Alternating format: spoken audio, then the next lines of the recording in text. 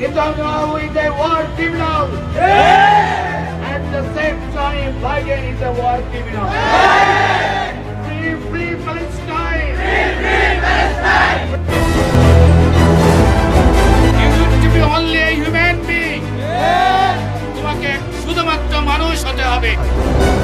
যে হত্যাযজ্ঞ চলছে প্যালেস্টাইনে, যে হত্যাযজ্ঞ চলছে গাজাতে, সেই হত্যাযজ্ঞ পৃথিবীর সমস্ত ইতিহাসকে ভঙ্গ করেছে।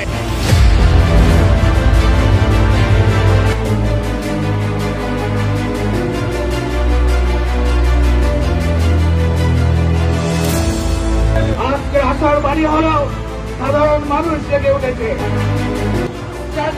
এসেছে প্রথম বিশ্বযুদ্ধ থেকে শুরু করে এই পর্যন্ত এত অল্প সময়ে কোন ভূখণ্ডে এত নারী হত্যা হয়নি,